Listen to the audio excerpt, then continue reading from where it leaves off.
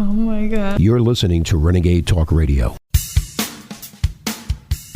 When you've had enough of the same old stuff on tap, it tastes like crap. Awaken your taste buds to Ball Sweat Beer.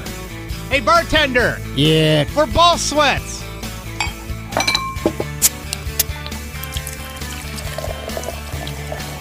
Here you go, boys. Suck it down, fellas.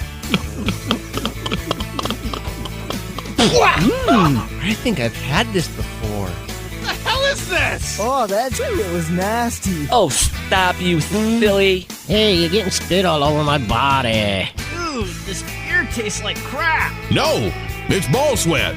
Ball Sweat Beer, made out of the finest ingredients that you'd rather not know about. I got a list right here. You want to see it?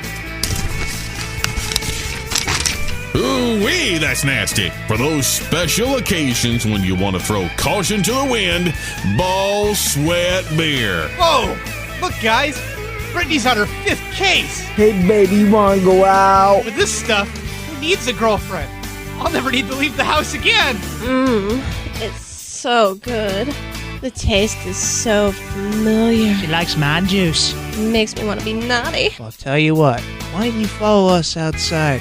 I think me and my friends can assist you in getting a little more of your liquid refreshments. Let's go. Rich and foamy, bubbling over with fervent flavor, a musky kind of taste. Yep, that's Ball Sweat Beer. And now for the guys, Taco Surprise and Taco Surprise Light when you're watching your figure. Ball Sweat Beer for the ladies and Taco Surprise and Taco Surprise Light for the men. How they get that thing in a bottle, I'll never be able to tell.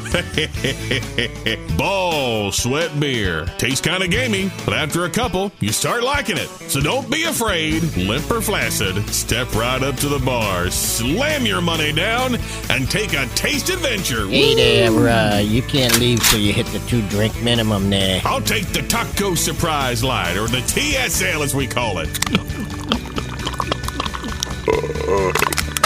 Ball Sweat Beer.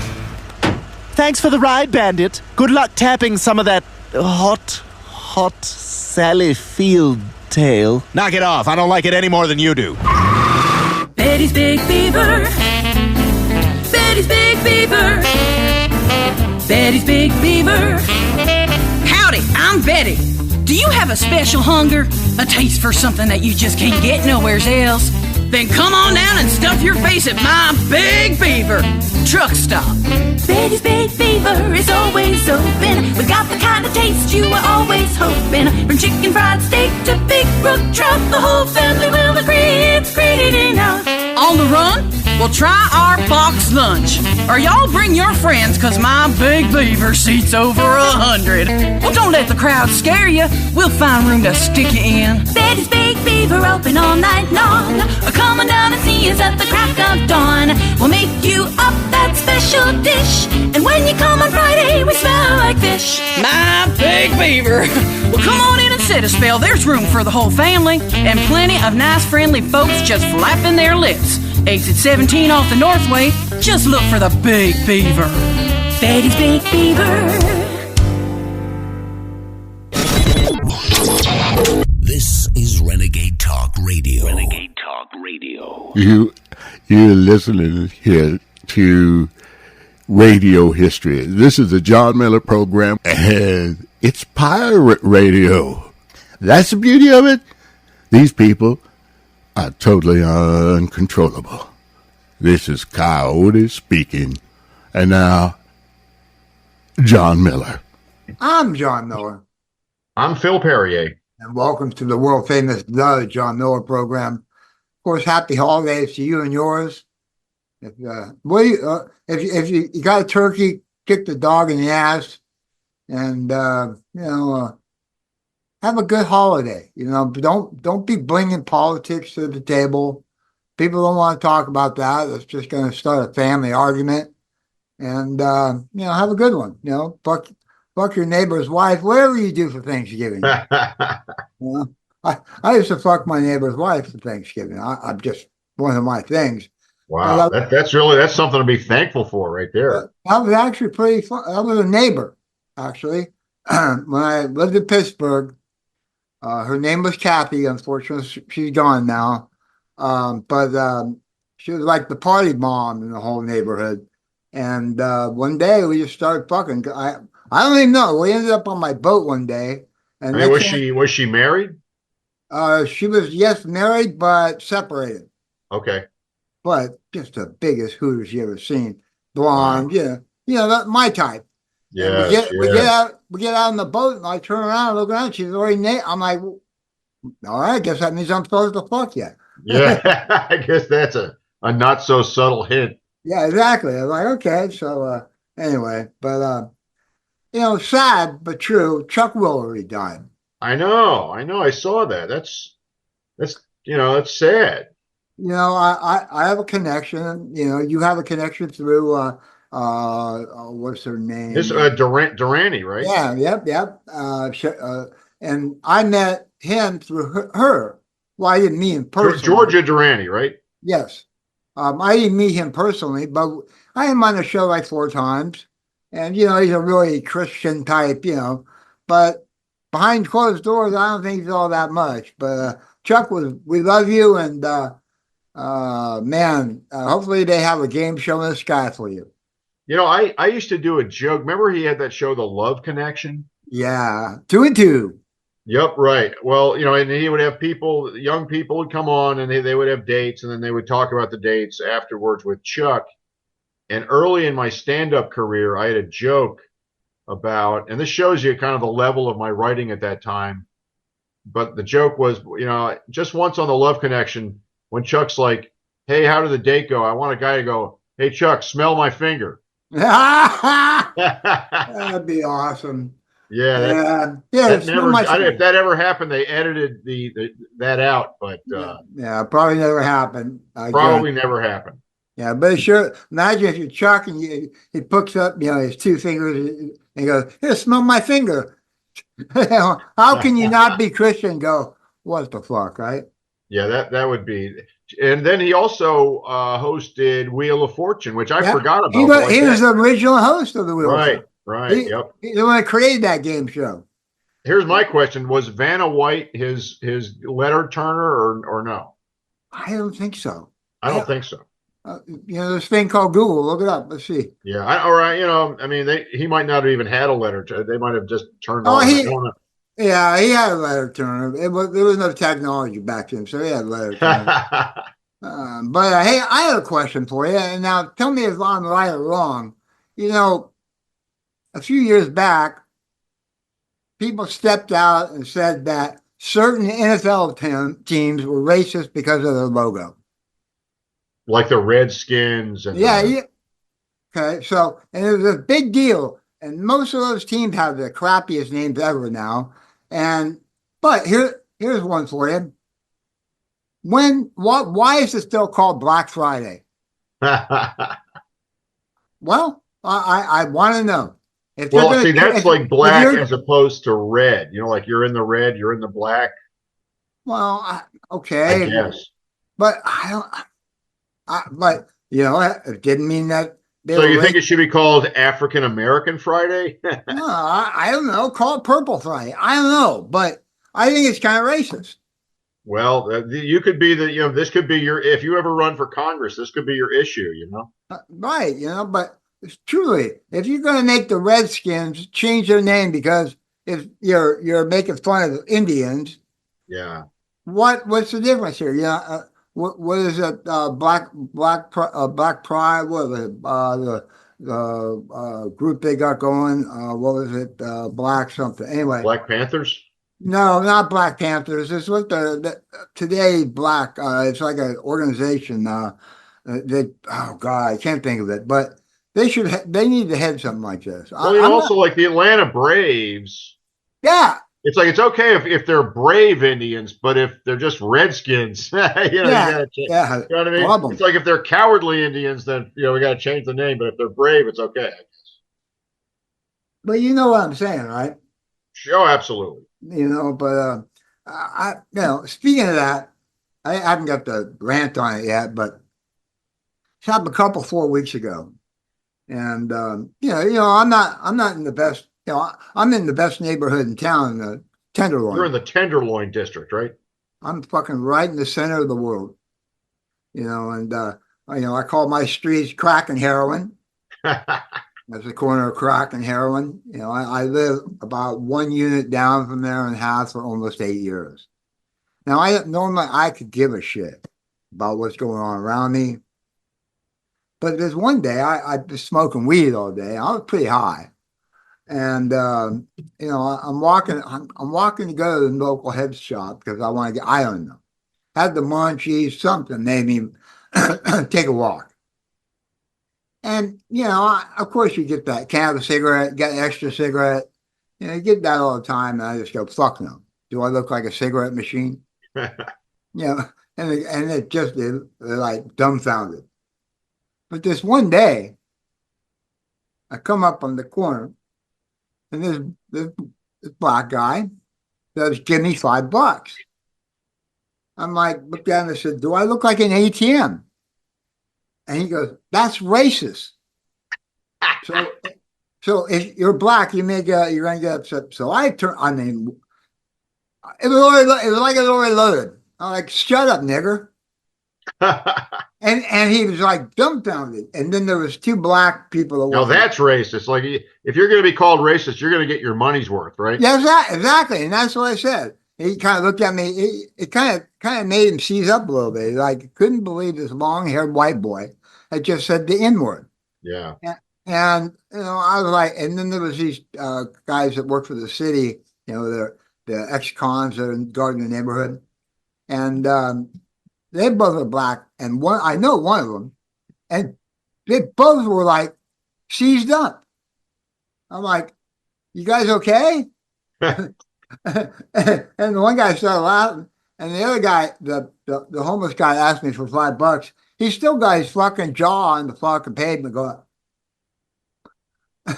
So I figure I need to get out of there because there's 3 black people, and I just called them niggers, and I better get the fuck out of there, So I stroll out of there, and I'm laughing to myself, and I get back home.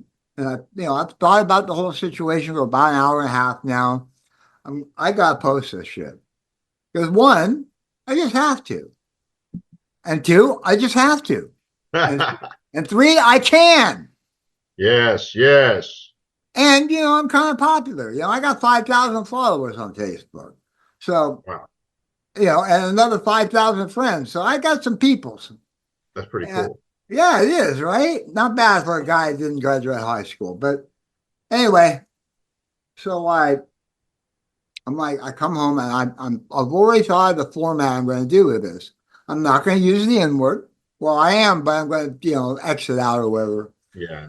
So I start, I execute this letter and I type it before I even post it. I all put in Word. And it looks beautiful. AI took care of all the spelling and all that shit. And I'm looking at it going, I think that's a great post.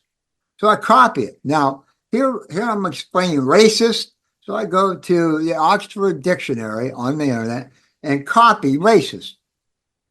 The whole paragraph and everything. Well, that's all true. Oxford, Dictionary, everything that they have on their page. And then I go there and type in nigger and then post its, I add that to the racist part. So I myself did not write any nigger on my post. It was all pasted. It was all pasted in. So I look at it. I'm like, yeah, it's got to be one of my best posts ever. I'm like, that's fucking all right. So I click the post page, the button, and literally, I don't think the click sound has stopped. And I'm starting to get notices from Facebook. Ding, ding, ding, ding. I'm looking up, and they're just popping up on the screen. I'm like, all right, what did I do? They immediately say I'm posting against their guidelines. And I'm like, wait a minute. This is the Oxford Dictionary, explanation for those 2 words. I haven't done anything wrong. Yeah. And I got banned for 23 days. See, that's the wokeness that we keep hearing about, I'm like, what the fuck? I can't post what the dictionary has deemed these words And these are the Oxford Dictionary. There is a fucking college called the Oxford, right? Yep. I 23 days I couldn't, and then I thought about it. I'm like, what can I say? Because one, I just said the word nigger on Facebook, and they banned me. I was like, I don't know what the hell. Yeah, boy, you learned the magic word that you can't use on Facebook. Yeah, fuck it. I mean, the click hadn't echoed away yet. That is nuts. It's like my phone's binging, my desktop's binging. I'm like, what the fuck? Yeah, woo. Come out with your hands up. There's helicopters, circling your house. Fuck yeah, I get the anal probe already. Can you say that word again? I'm like, what the fuck? Is this how fucked up America is that I can't post what the goddamn fucking explanation is for these words? Well, like Oxford also Dictionary. Mark Twain books, he uses, the N word here and there. And now I've heard that they've changed it to slave instead of what the the? Oh my Which God. is like, this is Mark Twain. Leave his shit alone. Let people realize that was a different time. Oh my God. It's just, but it just kind of pissed me off. So, we fuck up our football teams. We fuck everything up, being racist, but we can't get rid of Black Friday. Am I the only person, only white guy that has thought this?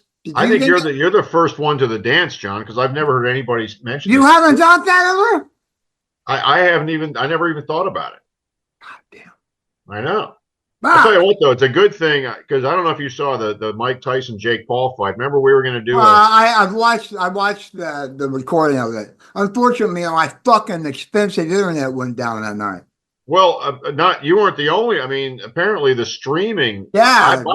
My streaming was fine, but apparently a lot of people it was seizing up, and they had like 10 million people want to watch all at once. Yeah, and that was a lousy fight. Imagine the Colo place that you would have to the millions of people who fucking watch that, and there 100,000 plus subscribers that are still watching videos. Yeah. They were getting some traffic. Well, they're suing. People are suing Netflix for for shitty streaming. So give me my $11.50 back. All right, whatever. I mean, really suing Netflix? I don't think they're going to win. I'm watching. No, they won't. Moments ago, I was watching the John Benet Ramsey series on Netflix, and then I just got through watching the Zodiac Killer. There's a series on there on Netflix. So I'm a big Netflix fan. That's the what do you call it? The bubble I'm in. I'm into all those docs. And Netflix, every week, or it seems like, they post something, multiple things to watch. Oh, and, I can't keep up, but, because one, I've been streaming. I wish, that's. Well, you were streaming before people knew what the hell streaming meant. Yeah, exactly. And to look at that quality of that shit that I'm getting through the internet on my TV right now, I would have given my balls for that back then. Oh, yeah. I know. And I mean, remember how much buffering time there used to be? Yeah, there's no buffering there. It was half your life was freaking, but you're watching porn was like, buffering. Not anymore. You can get 60 frames a second porn, HD on Pornhub, and it's why do people have a collection of porn anymore? I just don't get it. Yeah, I don't know. Or why do people pay for porn? I mean, there's so much free porn. It's like, why the hell would you pay for it? What the fuck are you watching, man? I mean, you have to pay for it. I mean, are you that rich? You can just throw away the 1950 every month for a porn site? Well, I think what they do, like with like OnlyFans, I think the idea is that, like, you're having a personal relationship with this gal. Oh my God! It's not you're paying for that. It's but not but that's different than porn. Yeah, that's true. That's true.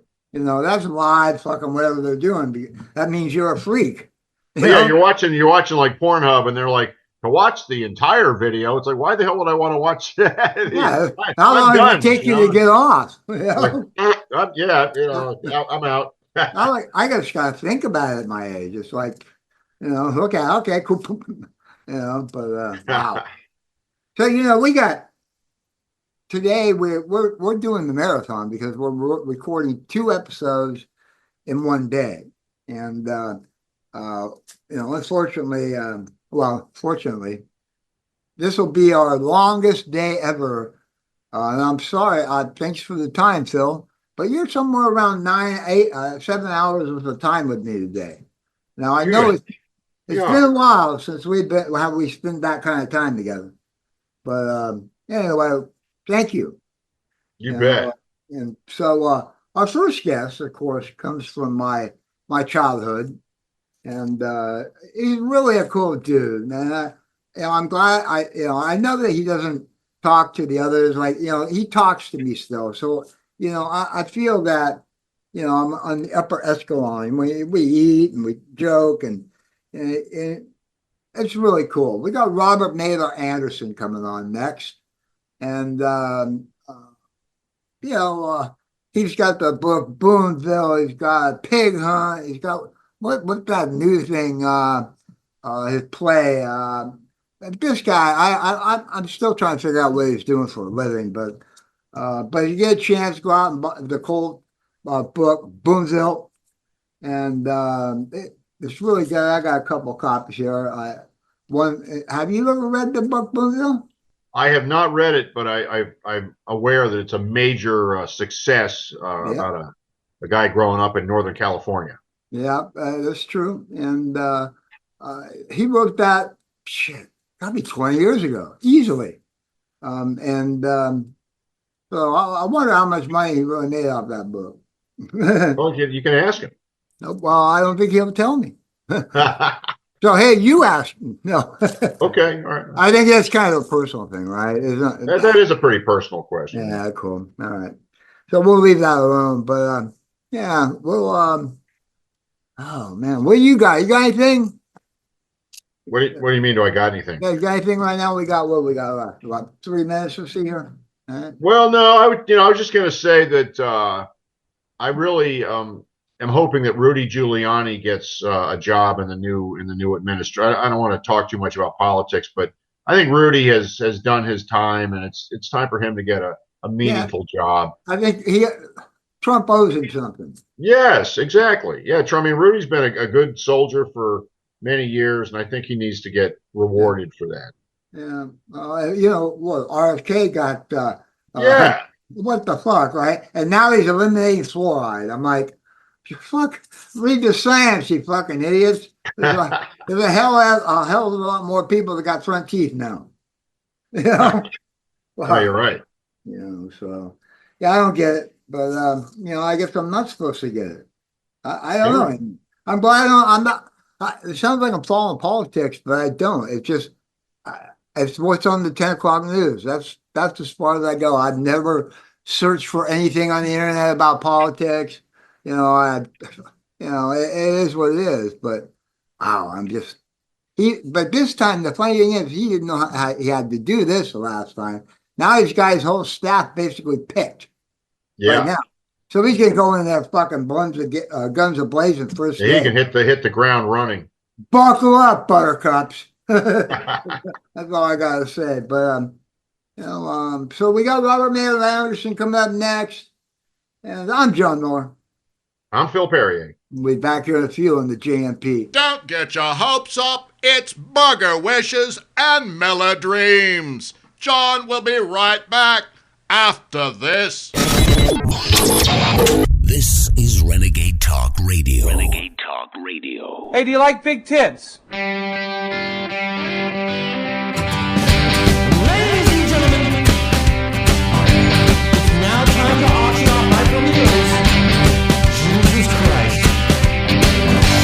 Isn't it awful?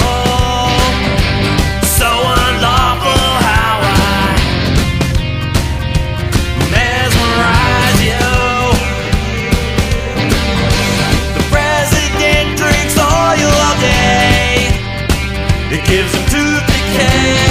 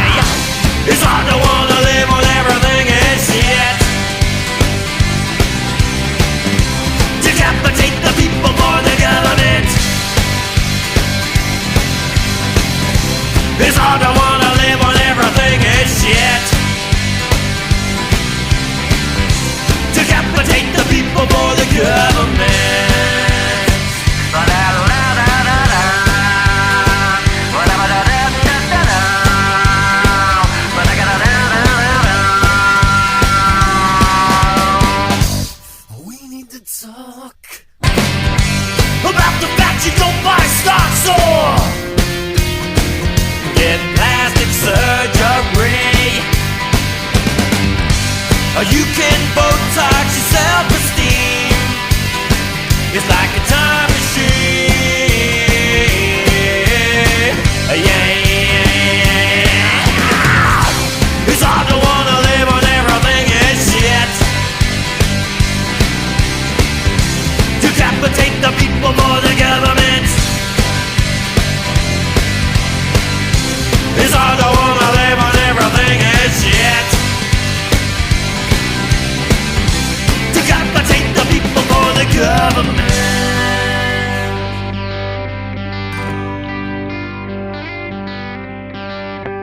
When I grow up, I want to be Paris Hilton TV. A Paris Hilton side of me. When I grow up, I want to be. When I grow up, I want to be a celebrity. Yeah. It's hard to wanna live when everything is shit. Decapitate the people for the government. It's hard to wanna live when everything is shit. Decapitate the people for the government.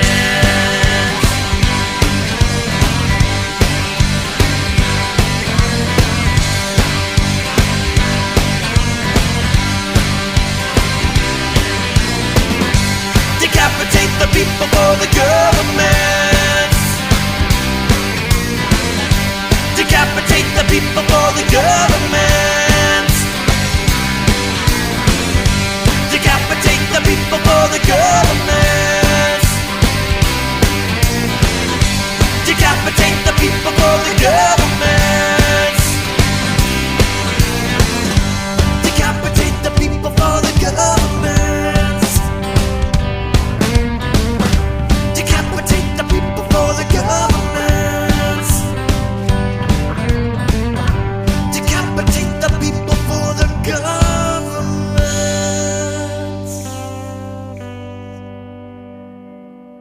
This week at Boredom's Books, children's books are on sale. Choose from You're Different, and That's Bad. The Boy That Died from Eating All His Vegetables. Dad's New Wife, Robert. Fun 4-letter words to know and share. Hammers, screwdrivers, and scissors. The I Can Do It book. A children's guide to hitchhiking. Kathy was so bad, her mom stopped loving her. Curious George and the High Voltage Fence. All cats go to hell. The Little Sissy Who Snitched. Some kittens can fly. That's it. I'm putting you up for adoption. Grandpa Gets a Casket. The Magic World Inside the Abandoned Refrigerator. Strangers have the best candy. You Were an Accident. Things rich kids have, but you never will. Your nightmares are real. Eggs, toilet paper, and your school. Daddy Drinks Because You Cry. On sale this week at Boredom's Books.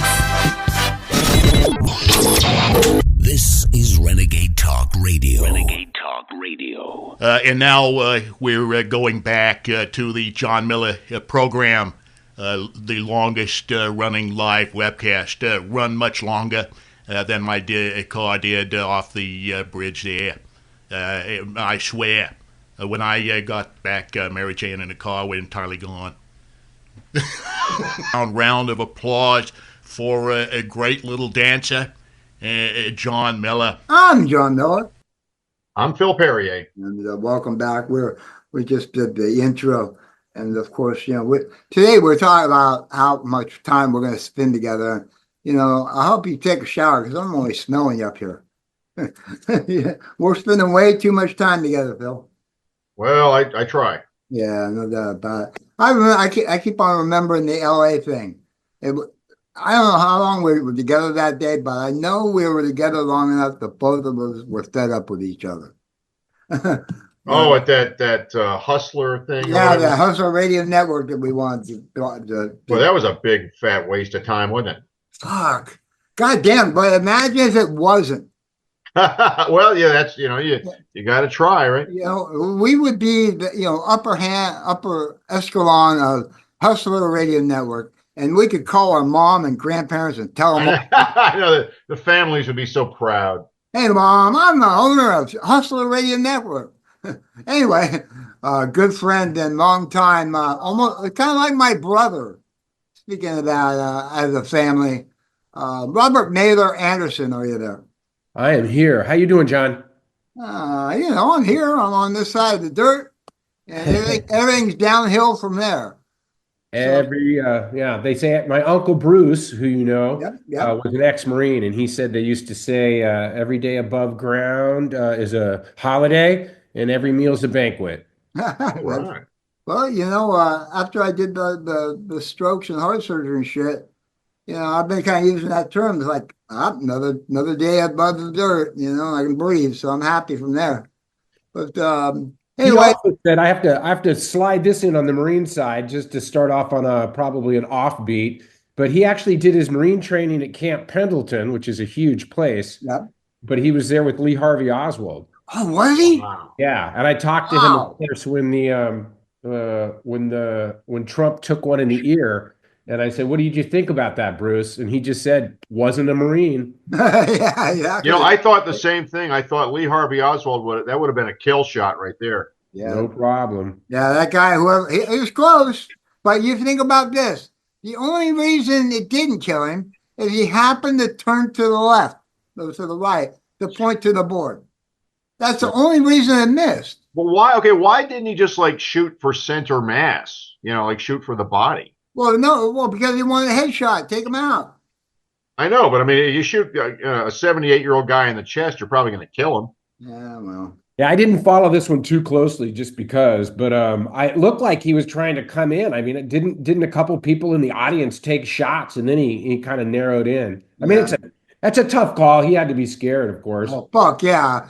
Up there pointing at your little PowerPoint, and all of a sudden, whee, and you're like, wow. It's not pig hunting in Boonville. No, that's for sure, huh? But I was like, and I was like, that guy he should go play the lottery right now because he just won. I don't care who you are.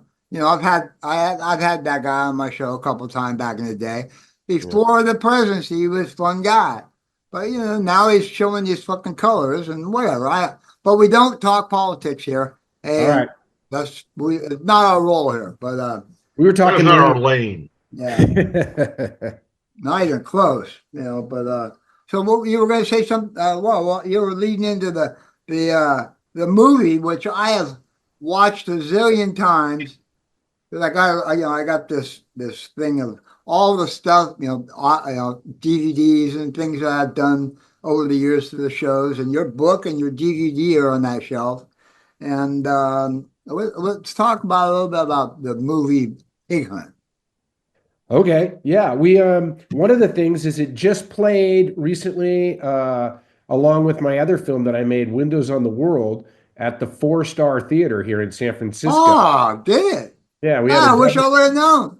Yeah, we had a double feature, and once a month now, I started a monthly film series called the Fog Cutter Film Series at the 4-Star, second Wednesdays, and we're playing a movie and usually have guests that have a musical aspect. So we played Round Midnight, and we had Ethan Iverson and David Sanchez play. We played Zoot Suit, which we might have seen together up in Ukiah. And Danny Valdez, who's the star and whose brother wrote and directed the film, was there, and he sang some music as well. And then we did Sounder, and Taj Mahal played like a half-hour set and just completely killed. Wow. So it's interesting where film is at in general. And in San Francisco, we're trying to have these 3 movie theaters, the 4-Star, the Balboa, and the Vogue, become nonprofits and stay alive for moviegoers, for filmmakers, and for the communities. So they're not just empty, graffitied spaces full of rats. We have a connection there. Because when I first got here, and I was launching the radio station, I figured it'd be really cool to bring pirate radio, the movie, to San Francisco and I played it. And I was also doing, God, what was that? The indie, what was it? The indie, indie broadcast. What was it? Indie Arts. They were they were wanting to do stuff, and me and Indie Arts brought not postal, but God damn, I'm talking Steve's not there. Pirate Radio, the movie, to the Red Vic Theater. Oh, sweet. And we printed a few of these collectible posters. I've got one here. I got a couple of them. And and we did a little thing afterwards talking about broadcasting. It was really a good time. Yeah, Indie Arts and Media. Have you heard that? Yeah. Yeah. Pickman actually played the Red Vic before it closed. Wow. Yeah. That's the same street right down from the Full Moon Saloon where I saw Screamin' Jay Hawkins play. Oh, it's like that. Those kind of things in San Francisco have just walked away. They're gone.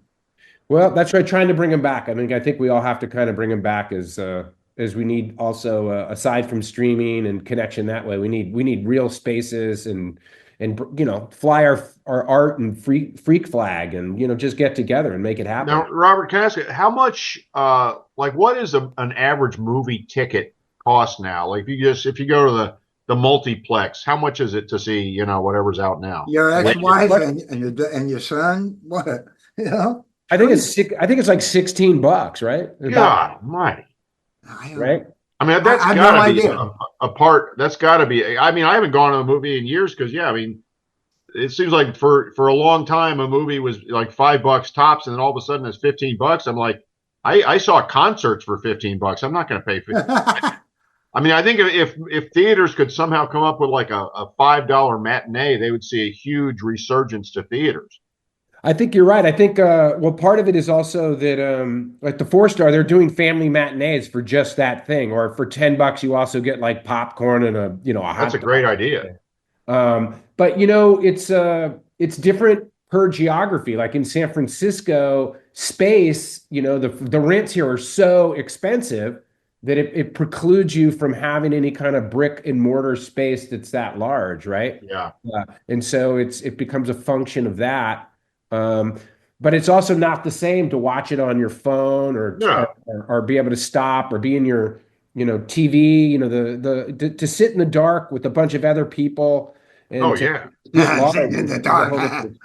That's a profound experience. Can we go sit in the dark together? I'm thinking about like when you're growing up, all the movies just like Jaws and Rocky and all. It's always like you're in a big room and people are all into it. And you're part of a collective conscience. Yeah, and you're also ready to laugh more and cheer more. You feel that other electric thing. Rocky, Rocky's first comeback. I mean, was unbelievable. I was at a prime age for that. God, yeah. And not until I saw an advanced screening of What's Love Got to Do with It in Brooklyn, where I was one of the only white people there, surrounded by. That was the Tina Turner, Ike Turner story, right? Yeah, when Tina Turner hits Ike back, that was the second Rocky moment ever. Like that was the biggest I've ever heard. I missed the next 3 minutes of dialogue because the women were just screaming and whooping and cheering at the screen like Rocky was making his comeback. Yeah. I can remember some times up there in the Ukiah Theater where something on a movie would happen and the whole place would rise up and yell and clap and you're like, what the fuck is going on here? Are we rioting? Yeah. That's a great feeling. Yeah, that's our childhood, dude. Yeah. Well, not to keep plugging the merch, but I have a new graphic novel called My Fairy Godfather, and it's dedicated to the Castro Theater, which I spent quite a bit of time there because my brother's best friend managed it. And my father, as you know, John, was he would come down to the city and we would see a lot of art films and stuff, as well as just whatever Clint Eastwood, Charles Bronson, Burt Reynolds was doing. That was the thing at the group on Friday night was movie night. Movie night. And Saturday too, but we'd only see 1.5 because you had to be in the car, right? Yeah, exactly. I got a question. Like, do you remember like maybe 15 years ago, Hunter Thompson, the author, was working in San Francisco, managing like a porn theater. Mitchell Brothers. Brothers. Yeah. That's 3 blocks away from me.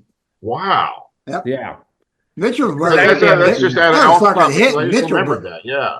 Yeah, Mitchell. I didn't one brother shoot the other brother? Is that how it ended? Absolutely. And then actually a great old time publisher, editor, Warren Hinkle, covered that trial for my uncle Bruce Anderson, the Marines newspaper. And so we were kind of at the core of Artie and what was the other Mitchell brother's name? But yeah, they had a pretty sordid, angry sibling rivalry that ended.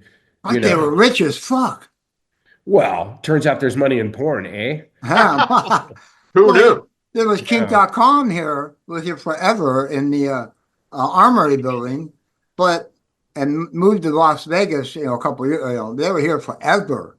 And they were just making any money, so they moved to Las Vegas. Now they got like a little storefront up there and their logo, and that's about it. They don't even make porn anymore. Well, the Mitchell brothers, I think they might have filmed like Behind the Green Door there, or a huge champion of that. And then, R. Crumb in the offices there, which I've never been in. I have. There's a mural on the wall that's an R. Crumb mural, from Zap Comics and it's all Mr. Natural and stuff. I wonder if that's still there. I think it is still there, even though the place is closed. I wonder if you could go in and cut the wall out. I know that would be a really, I think it's funny where even sex, it seems like, is going online. I mean, forget trying to get people in a movie to, We were just talking about that. It's like, why, there's some people out there that collect, DVDs and files and all that. And you could have terabytes of fucking porn. But why do you have to do that? You can just go Pornhub and bam. You don't even have to join. It's like, porn is just falling out everywhere. Yeah, when I first saw people having sex, I was like 15. A buddy came and we went to a porn theater in downtown Atlanta, and it was like scummy and disgusting and awful, and there were like a bunch of old guys in there. But that was the only way you were going to see that. I mean, there was no internet, Right, or the old drive-ins, like we had the Sonoma drive-in where you drive by and sneak a peek. Yeah. The movie theaters along Market Street here in San Francisco, where I saw a bunch of films with my father way too early, including because he would just take you along. That was just parenting, and movies were $1, right? Yeah. But those all turned into kind of porn theaters, and then dance halls, and then lap dancey kind of places and stuff. Yeah. I had friends who worked at the Mitchell brothers. Yeah, I knew a few people there too. I actually knew Mitch. I was trying to figure out why in the hell Hunter Thompson would be working but I guess he just wanted to. I don't think a lot of money. There's a lot of money in porn. Well, I think he was like he was like the night manager. He was the night manager. Yeah, that's about his speed, though, if you think about it. Yeah, it seems like it'd probably be a fun job for a summer. I keep bringing up my uncle Bruce, but he was he drove hack here in San Francisco. Yeah. And so did Hunter S. Thompson. He met Hunter S. that way when he was driving a cab, as was, wait for it, John. My uncle started his group home, which was the catalyst for my father's group home, or where we lived together, partially because the last Zodiac murder was of a cabbie that was my uncle's friend, who was, driving. I was about to ask you about that because I just saw the documentary on Netflix about Zodiac. And I was going to ask if you have a theory about, whether it's that Arthur Lee guy. It's gotta be. It kind of seems like it. I haven't gone down that particular rabbit hole to, it's not my grassy knoll. Yeah. But it was just as a kid, there were all these things like, the zebra murders, Zodiac. We grew up in a fucking weird era, and all that shit happened here in California. Right. And well, John, we lived what, 2 miles away from Jim Jones? Yeah. Right? Wow. And we actually had friends that were in that. Yeah, who went to Ghana and drank the Kool-Aid. God, not to mention Manson. California. Yeah, Manson.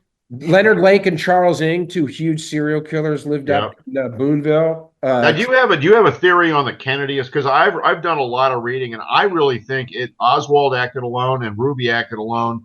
And it's just the timing was such that nobody's ever going to believe that, Wow. No, so I don't believe they acted alone. I mean, Ruby did. I think. How the hell do you do something like that alone? You can't.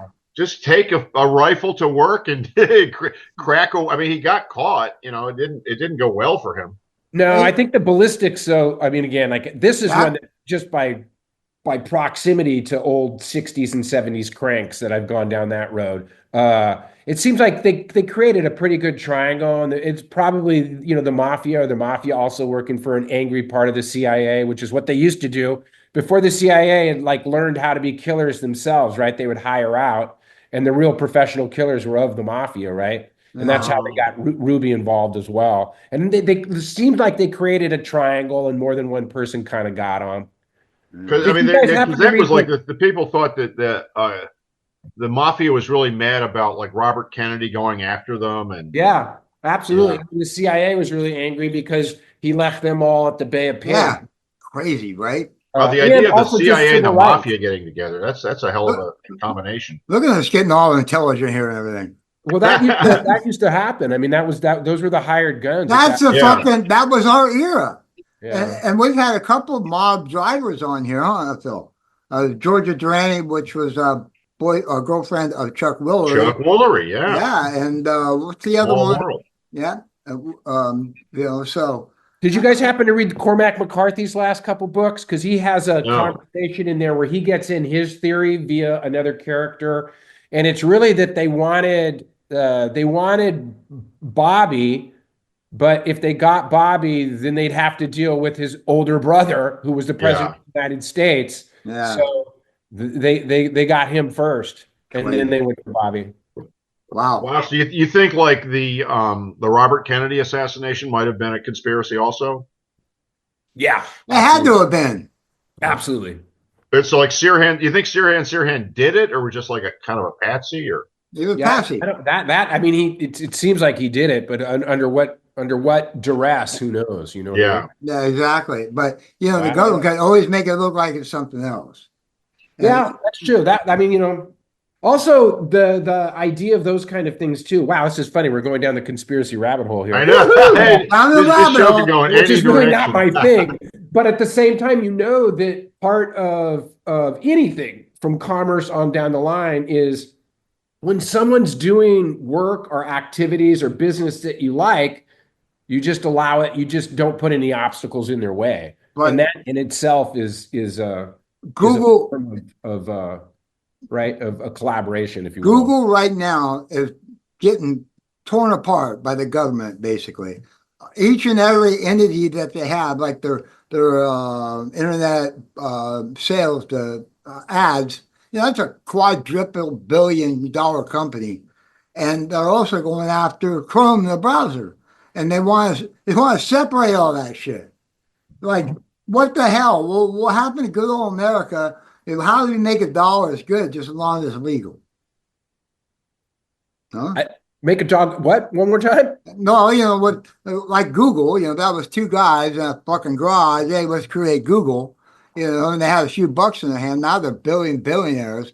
And right now Google is going through that where the government is separating. They're taking it's a kind of monopoly, right? And so that's what they're saying. Monopolies, and it's been a long time since it was two guys in a garage. I mean, it's been a pretty large. Well, a quadrillion billion fucking dollars later.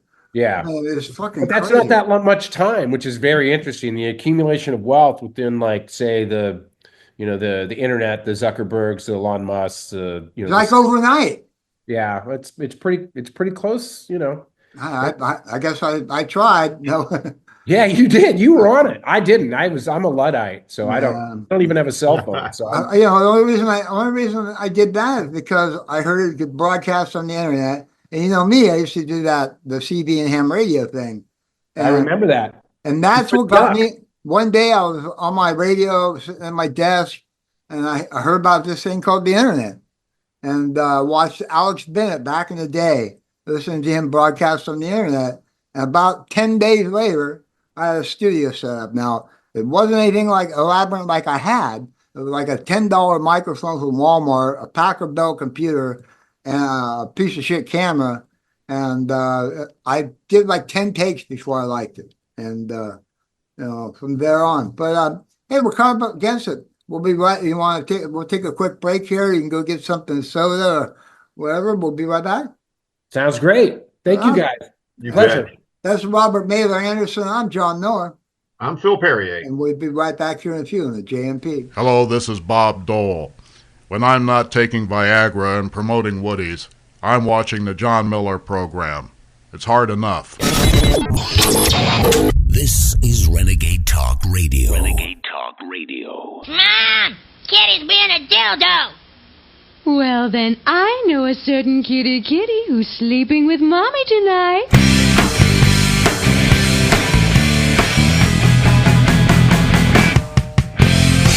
Don't wanna seem too eager to please. Do you now? Don't wanna swing with the greatest of ease. Do you now? You've got eyes behind your eyes that wanna see the same things that we all do, but you never let them shine.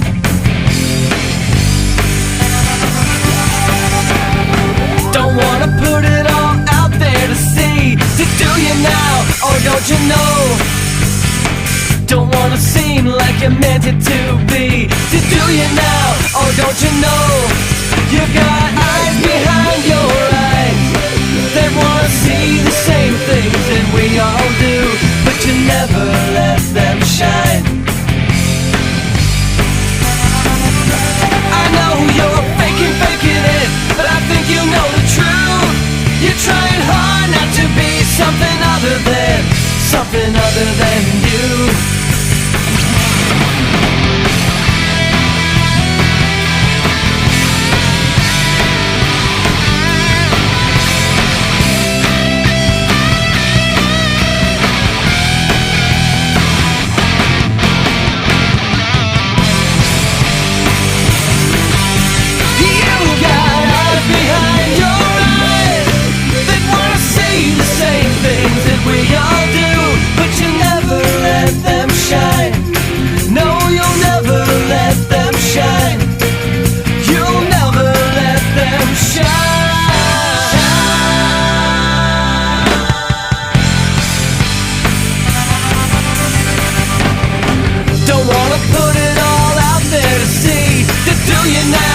Don't you know you've got eyes behind your eyes that wanna see the same things that we all do, but you'll never let them shine. Now will you?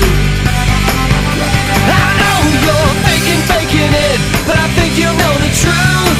You're trying hard not to be something other than you. Something other than you. Something other than you. Something other than you. Something other than.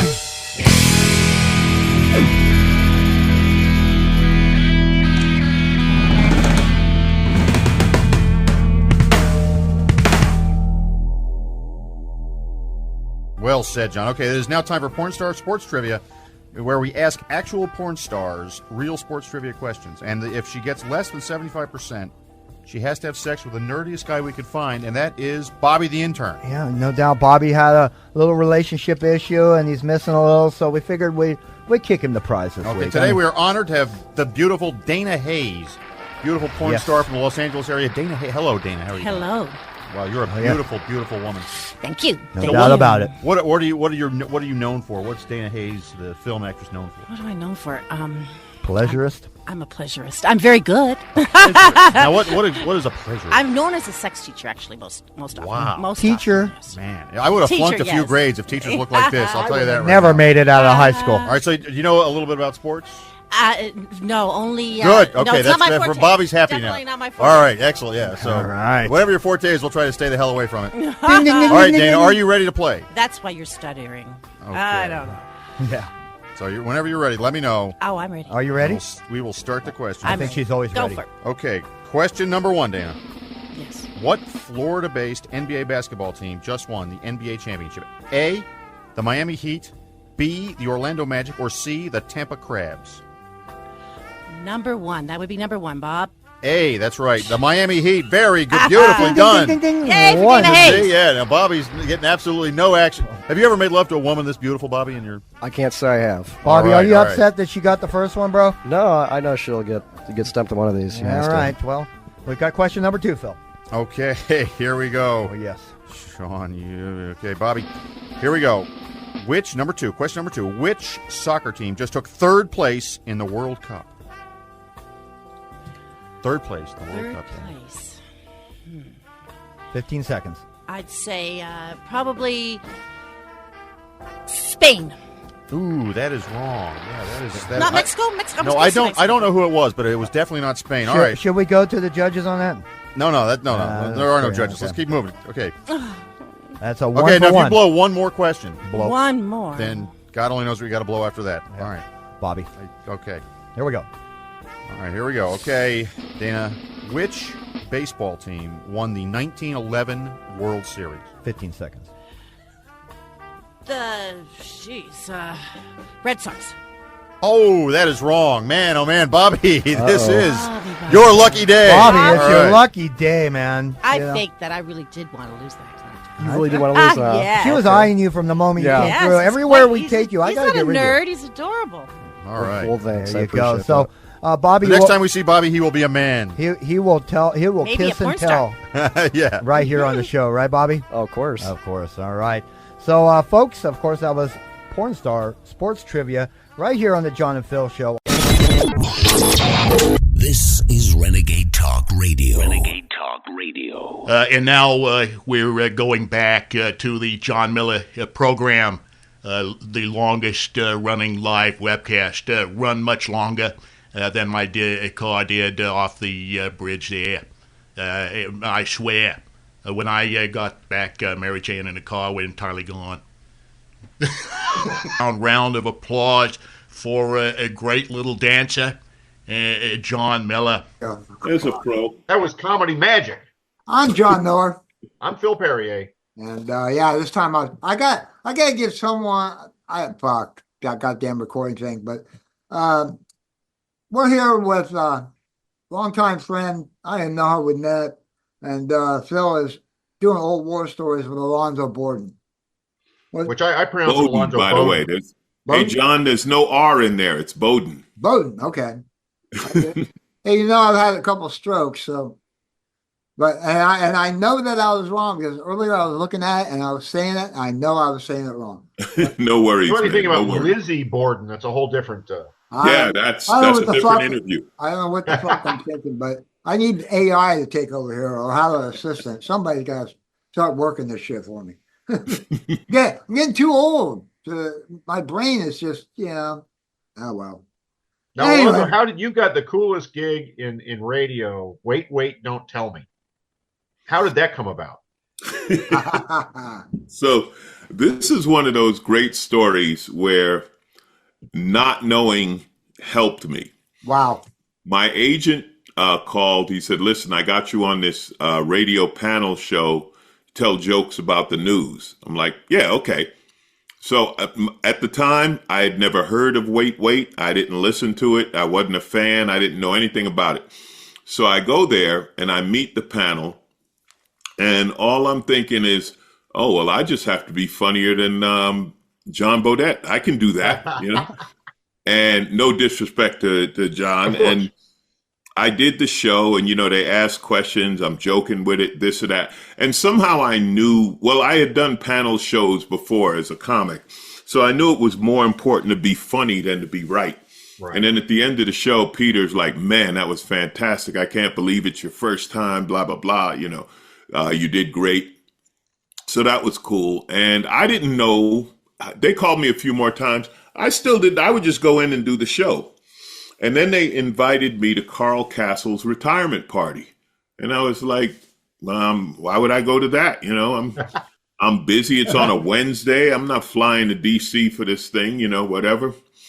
So I think the next time I was on the show, I said, how was the party? And they said, oh, it was pretty good. Barack Obama sent a video and Tom Hanks showed up and Katie Couric was there and blah, these Congress people, they're just, and I'm like, who the hell is this guy? What is this?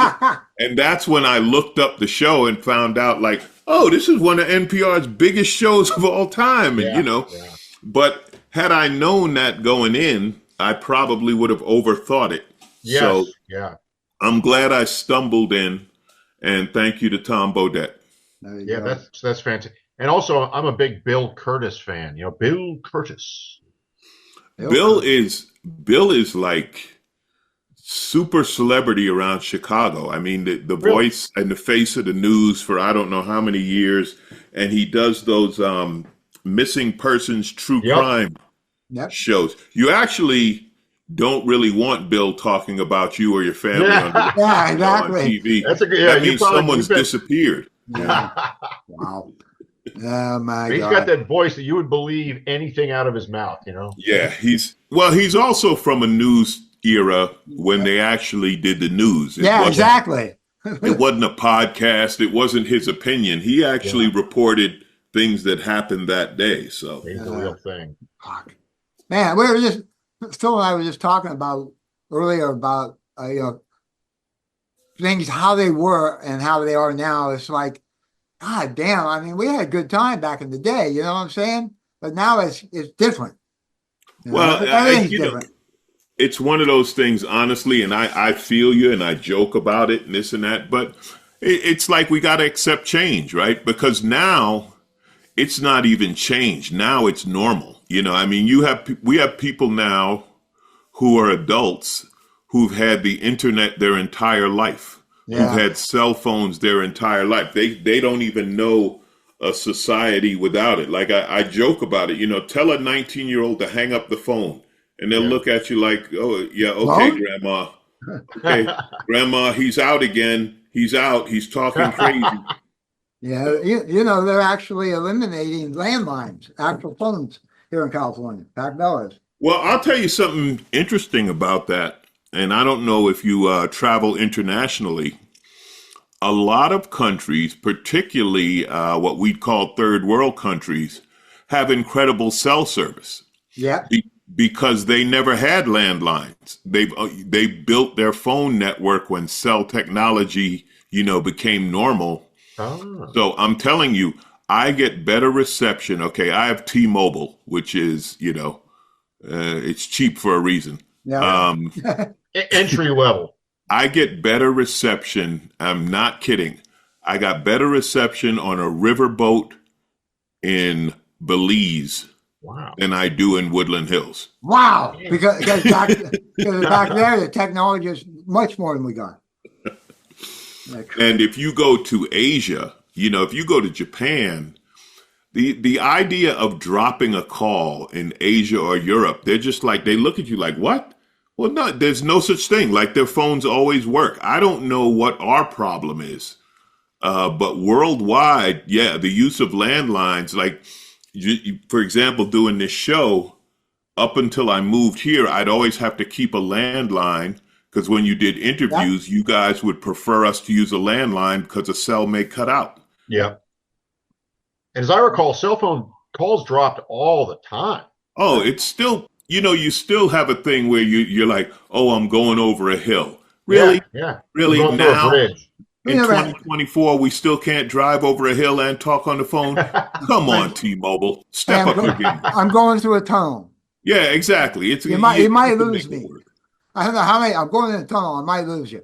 I mean, they happen over there. Yeah. No, Alonzo, I want to get to a point where I can no longer use that as an excuse for not talking to women anymore. Oh, sorry, drop the call. Have to talk to you later. Yeah, I want to live in a world where I can't even use that excuse. Yeah. We're talking about the Waymo cars. Have you ever? I know they have them up there in Vegas. You riding one yet? No. I am. I'm totally against driverless cars because I ride motorcycles. Ah, there you go. Well, speaking of which, now we were talking about Jay Leno because we saw that you know him and you were on Jay's garage and all that kind of stuff. Did you see Jay all bruised up? Yeah. He took a fall. Good God! And I saw there's some conspiracy that he owes money to the mob. I was telling John, I don't think Jay Leno owes money to anybody. Do you know how much money he would have to owe to not be able to pay it? Like $1 billion. Jay Leno owes the national debt of Bermuda. Yeah, exactly. I mean I saw that. That was the dumbest thing. No, I know. I mean, Jay is like, if he's writing jokes, he's working on cars, he's sleeping, he's eating. I mean, he is Jay Leno to the core. Yeah, Jay, I believe he fell down, and it's unfortunate. I mean, Jay, he is 74 years old. So the question arises, Jay, what are you doing walking out I there know. Yeah, on the right. hill? Like, you got to hire somebody to get your food, Jay. You can afford Uber Eats. Yeah, exactly. You got Uber Eats money, Jay. No, I feel bad for him, and he's recovering. And, he's such a comic that he still does shows with his face Right. and an eye patch and just makes fun of that because he's a comic to his core. But I hate seeing him get busted up. He's had a couple of accidents the past few years. Yeah, the fire. The fire, yeah. The fire, after a couple of days, he was out doing comedy again. Like, what the? Jay, I mean, he could be in like a straitjacket. He'd still be doing comedy, And all comics would. We'd have straitjacket material. The thing with the fire and the treatment, that's the difference between his insurance and mine. Because if it happened to me 4 years later, you'd still be, Alonzo, you're a mess. Like, yeah, get used to it. I'm still paying. I know for he it. was like in a hyperbaric chamber. I mean, they spared no expense on him. Oh my God. I mean, he's got, like I'm Social Security retired. My health insurance will cover fucking everything. It might even cover your dog getting neutered. But it never got a bill. Let me tell you about my health insurance. My doctor said if anything happens to me, get in the car. Because my car insurance is so much better than my health insurance. Oh, fuck. Might be my full coverage, might be my only hope. That's good. That's, when your doctor's like, get in your car, get in your car. Oh my God. That's crazy. That, overseas, everybody's got health care. Well, that's, It's not, hey, well, covered California is coming up for a second year. No, they've had since the beginning of time. Like we don't have time for that debate, right? Yeah, that's a whole Do you want to pay more taxes and get more services or continue? The only problem with our system, and I have friends who are doctors and they're no happier than we are. Yeah. It's those layers of administration taking money off the top. Exactly.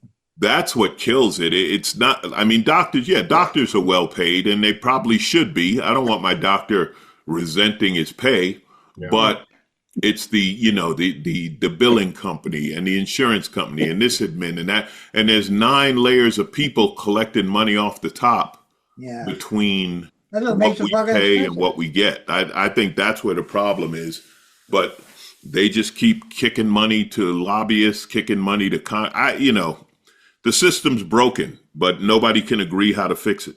Yeah. Well, they're getting paid to try to make an argument about how to fix it, but nothing's getting done. Right, because the people who are arguing have gold-plated insurance. I said 20 years ago, you want to fix health insurance? Give Congress the same insurance we have. Yeah. That's all. Just give them. That would do it. They got to wait in the emergency room for 12 hours the way we do.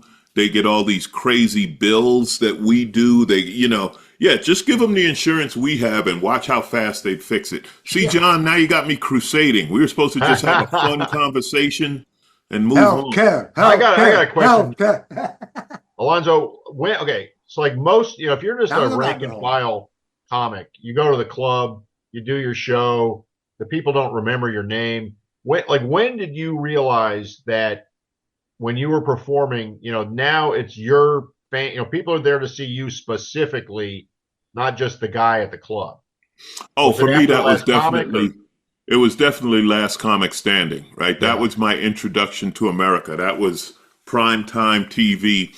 And, it's funny, even today, people knock network TV, There are so many millions of people watch network TV. Like, you could have a hit show on cable that would get canceled on network. You know what I mean? Yeah. Because on cable, if you have 3 million viewers, they're like, wow, you're doing great.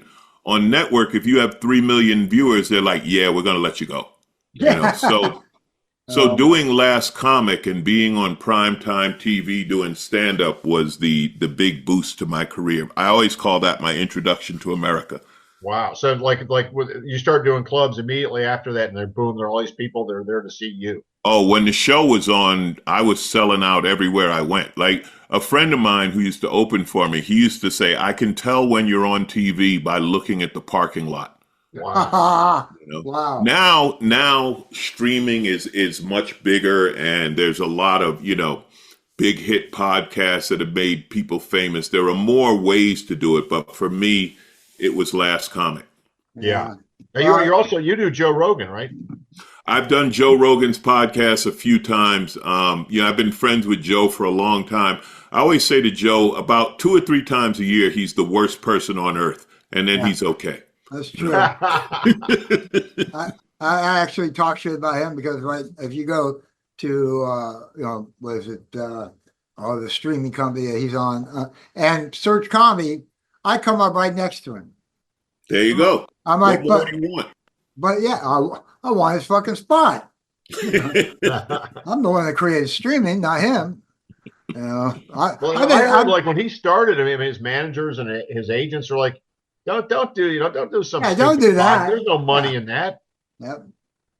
Well, I think it was just kind of that perfect storm of it being him, right? And people knew him from Fear Factor, and they know him from his UFC fighting and stuff. And those are crazy fans.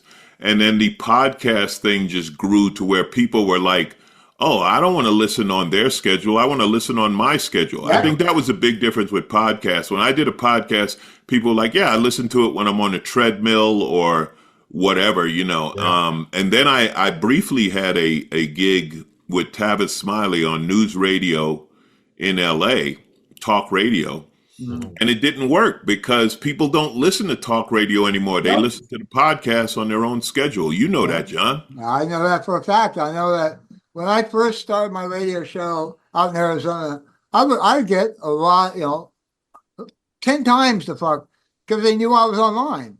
And it was like, how do we know? Well, we know because we do clicks over here on FM radio. We have no idea what the hell is going on out there.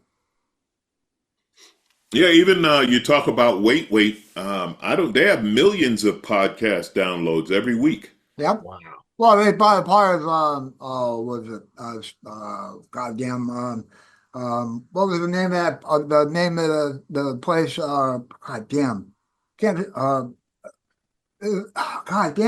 What's the name of it? The local shop. No, what are you talking about?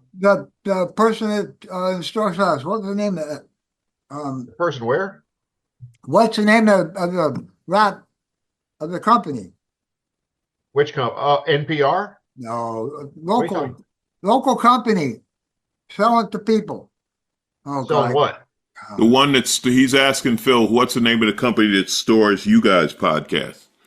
Oh, Renegade Talk Radio, right? Yeah, I'm kind of having an issue here. I'm being stupid. No, it's okay. Listen, you don't know how often I blank out on stuff. That's why I got a giant monitor so I can keep four screens open at the same time. What's it like to go from LA to a little town outside of Vegas? You know what? I'll tell you what it's like. One of the first calls I made, I called a friend of mine in LA. It was 9:00 in the morning, and I said, "Guess what I'm doing right now?" She's like, "What are you doing?" I said, "I'm doing 70 miles an hour on the freeway at 9 a.m. All right. In LA, you had to take the zero off. Yeah, exactly. You would be just waiting for somebody to move. Did you ever talk to somebody on the cell phone in LA, and they're like, when are you going to get here? And you're like, well, I'm not moving at all now. So, it could be 20 minutes. It could be an hour. Everyone in LA loved pandemic traffic. We were like, oh, this is what it was like 30 years ago when you could actually go when something 20 minutes away was 20 minutes away. Oh, now, I'll tell you and don't get me wrong. Okay. I can joke about LA all day. I loved LA the whole time I was there. I had a blast living in LA. Beautiful weather. Like I say, I love cars and motorcycles. Some of the most beautiful scenic rides and drives just out of town, and Holland and all of that. I was there for Showtime with the Lakers, and how exciting and how much fun the city was. I have great memories of LA.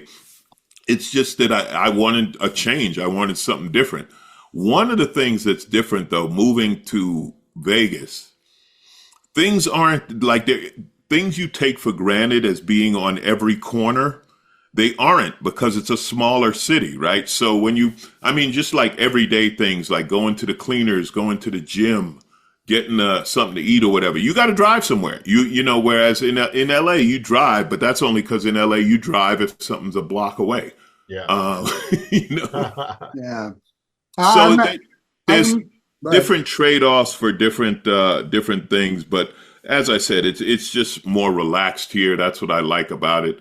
Cost of living is a bit less, which is always nice. And you work in Vegas a good bit? I'll be working there more next year. So I moved this year, and I was already booked up quite a bit. So next year, though, I'm already booking, working weeks there's a lot of clubs in LA. I mean, in Vegas now. There's the Cellar. There's Brad Garrett has a beautiful club at the MGM. I heard about that one. Are you thinking maybe instead of working the road so much, just work Vegas a lot and let the audience come to you? Yeah, I would like to. And some people do residencies. Obviously, George Wallace famously had the long term. I think he was here 9 or 10 years, and did great. And I asked him. I said, George, why didn't you just give it to me? Why'd you have to leave? You could have just. So he's not doing it anymore? He's a very selfish man. He keeps them kidding.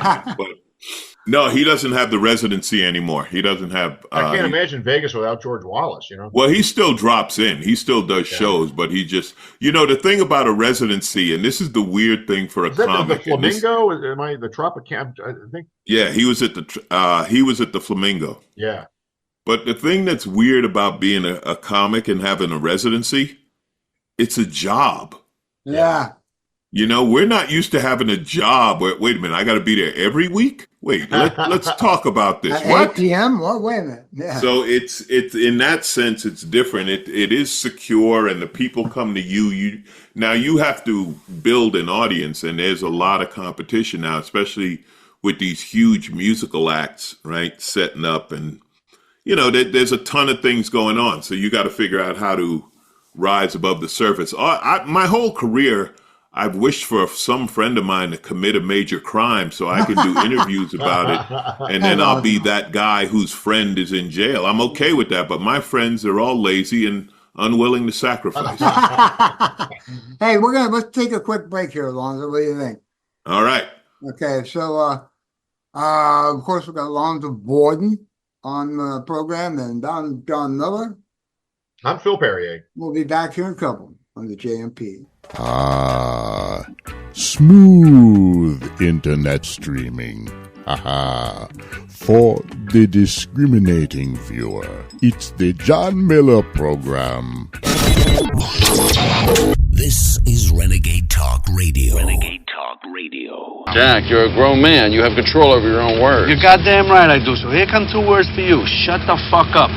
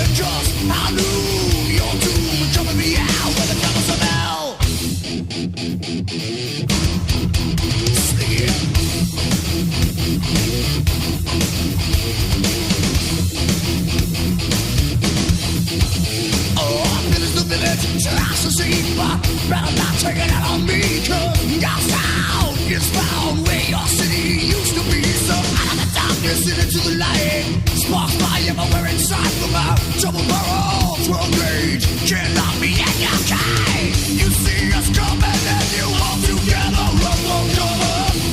We're taking over this town. Here they come, reach for your gun, and you better listen well, my friend. You see if it's best now down below. Aim at you with a troublesome out. See this town, yeah, we won. Ain't talking no tall tales, friend, cause I knew you're two coming me out with the cowboys from hell.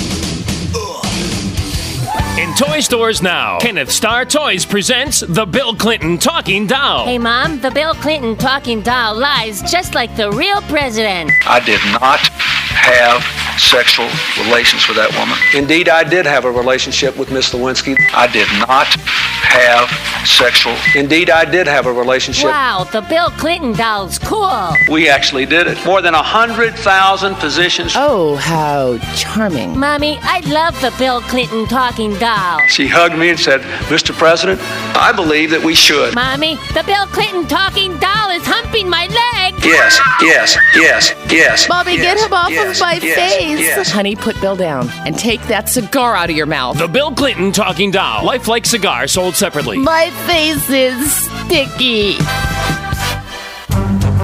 Today's show was brought to you by Pampers, diapers for kids that dump a lot, and by Oscar Mayer. Try our new 13-inch lifelike wiener, and by Kleenex, because it's not cool to pick your nose. This is Renegade Talk Radio. Renegade Talk Radio.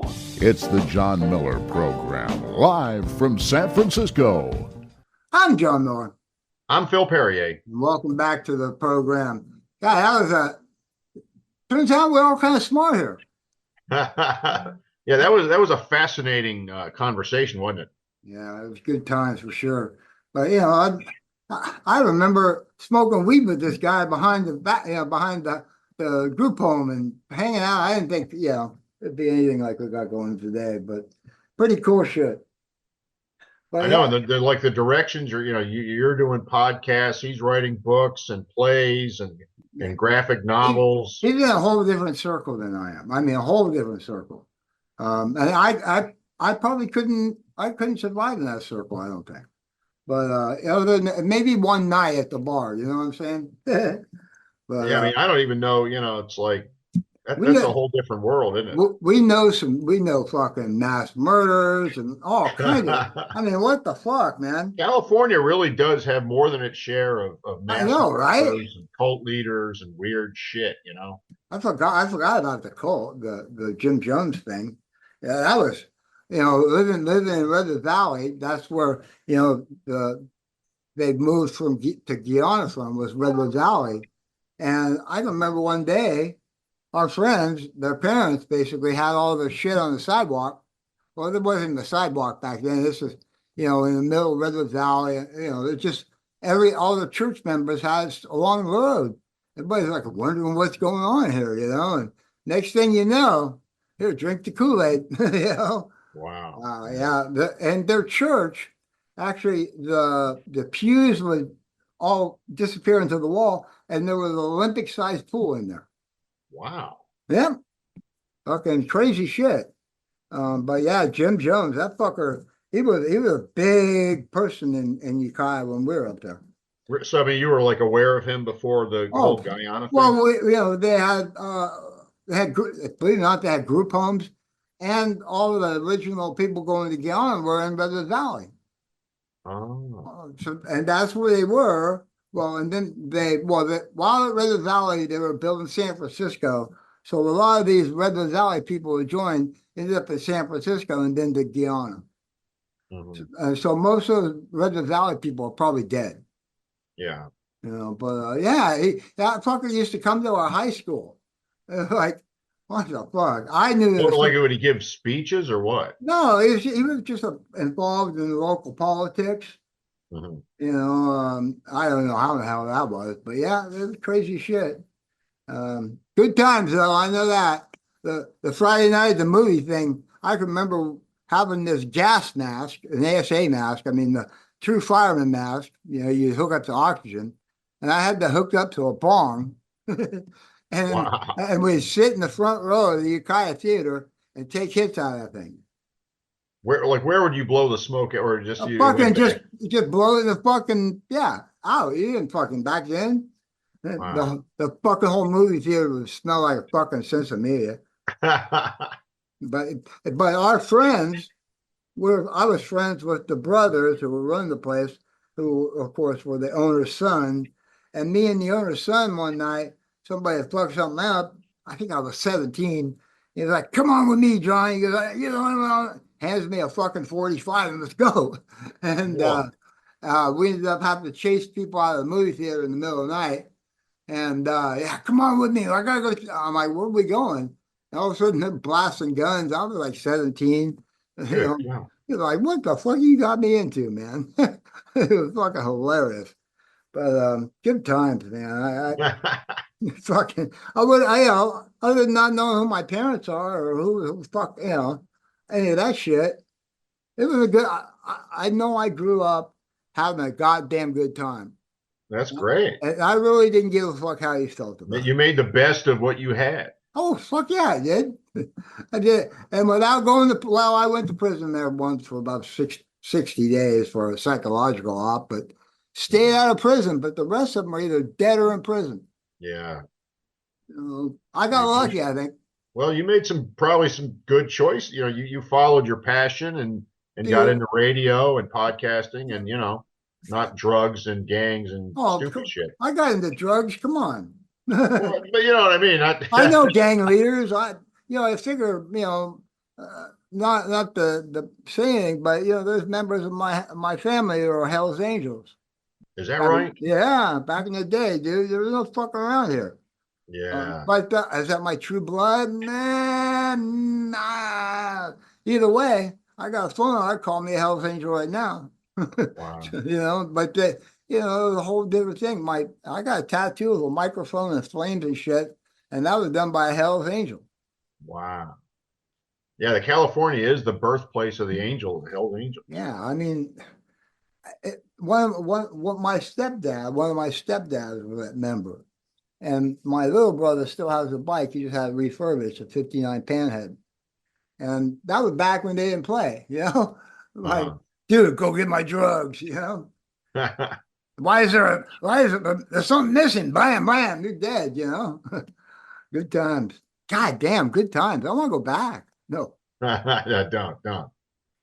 I never really even thought about going to jail, because I knew I was coming up from somewhere that was fucked, but I don't want to go there. I can't get high. Why do I want to? Jail's it's not conducive to a fun lifestyle. I could have easily been that person though. Yeah. Just one day with a friend with a gun. Hey, how'd you like that? Next thing you know, Jeb's a millionaire. Yeah, exactly. One bad choice. Next thing you know, you're in jail for the rest. I got really lucky that, I was a dumb, just teenager that I didn't know what the fuck was up. There's pictures of me all cuddling up with a fucking goddamn sleeping bag. Now, if you saw it, you'd laugh your ass off. Maybe I'll have to send it to you, get you a good laugh. Curling up with a sleeping bag. Oh my God. I have this face that I'm like, I'm holding the warmest puppy you can see the stars in my eyes. Like, this sleeping bag is fucking it, dude. Oh. And I'm telling you what, and I was probably a little high. I have to send you a pic. Okay. All right. You're going to laugh so hard, you're going to piss yourself. Bring it on. Well, got anything you want to add? No, I think we've had a productive day at the microphone. Yeah, we'll be back to do that here a few minutes later. But yeah, it's a couple of days before Thanksgiving. This show will post on Thanksgiving. And happy Thanksgiving, happy Turkey Day to you all. And go kill your in-laws, but don't. Don't. No, don't kill your in-laws while you're carving the turkey. But and don't carve your in-law either. All right. Phil, happy Thanksgiving to you, man. Yeah, you too, my friend. From the heart, brother. Love you. Love you. All right. Happy Thanksgiving to everyone. If you have a kid, don't name it after me. I'm John Miller. I'm Phil Perrier. We'll be back. Oh, we won't be back. Happy Thanksgiving. It's better than a runaway romp to sunny Barbados. It's the John Miller Program. This is Renegade Talk Radio. Renegade Talk Radio. I said sit down! Yeah, whatever, you fat bitch. What did you say? I said I have a bad itch. Oh!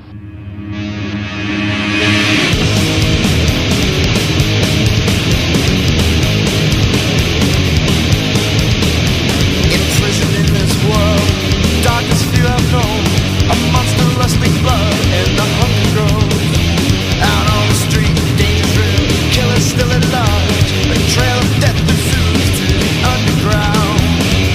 I feel that bleeding light draw to my bones. Hear the heart that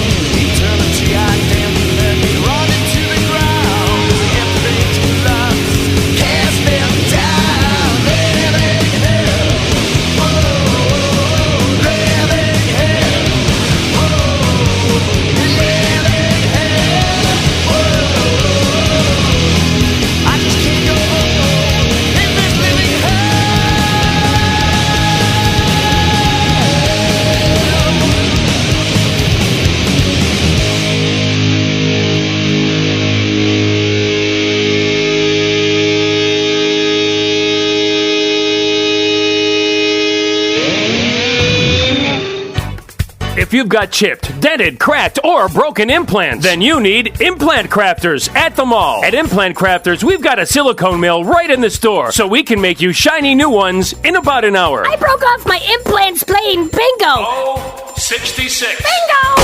Ah! The next day, I went to Implant Crafters at the mall. I dropped off the broken pair, went to Radio Shack to get a hearing aid battery, and by the time I got back, my implants were ready. Implant Crafters at the mall. This week's special, buy two, get one free.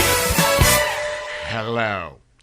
I should like to say I like the John Miller program because he doesn't like commercials. If it were up to me, I should like to see Paul frozen in butter sauce and drop from the friendly skies of United. Celebrity Voices by Jonathan Abel at celebrityvoices.com. Oh my God. You're listening to Renegade Talk Radio.